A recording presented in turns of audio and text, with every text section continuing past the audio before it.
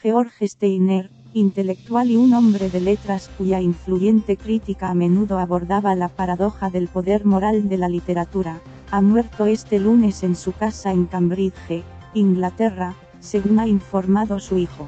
Steiner tenía 90 años.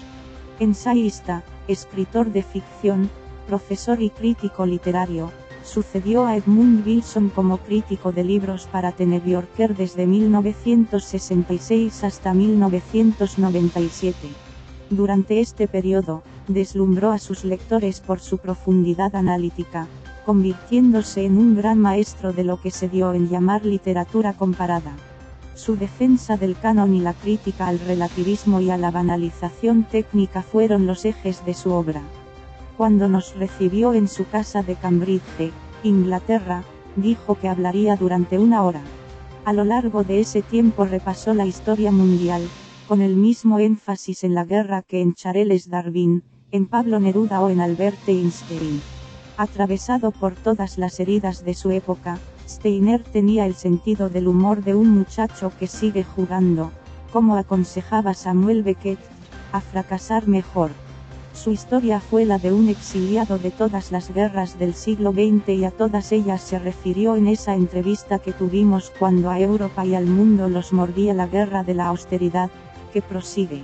Esos días le dijo a su amigo y colega italiano Nunzio Ordine que él no se sentía ya cómodo en el mundo. Este es un lugar irreconocible, y lo era para una de las personas que con más inteligencia lo interpretó.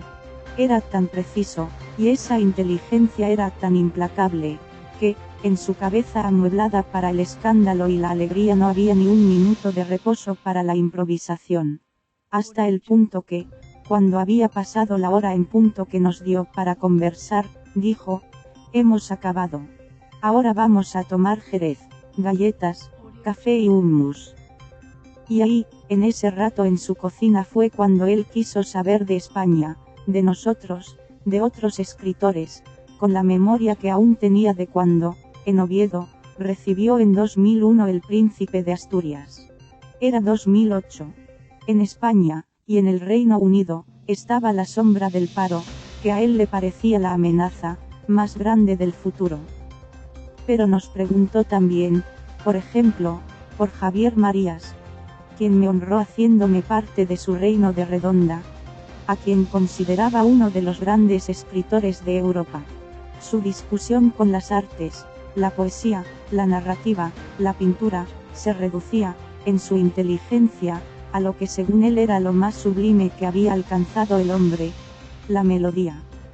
Según él, que parecía siempre estar dirigiendo una pequeña orquesta, subiendo y bajando sus manos como si en ellas estuviera la residencia de sus palabras. No había nada más perfecto que la melodía porque en ella estaba el misterio.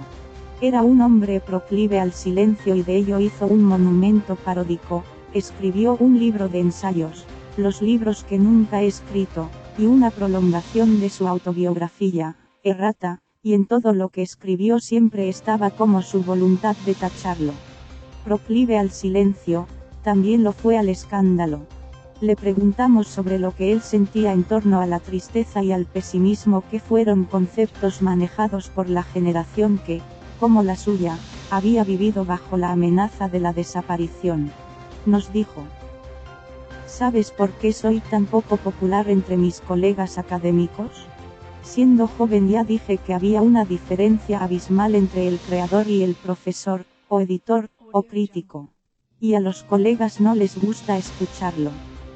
Lo que no les gustó escuchar a sus colegas fue el capítulo Envidia. Él fue el miembro más joven de la Universidad de Princeton, donde convivía con Einstein y Robert Oppenheimer. Y yo quería ser el cartero entre ellos.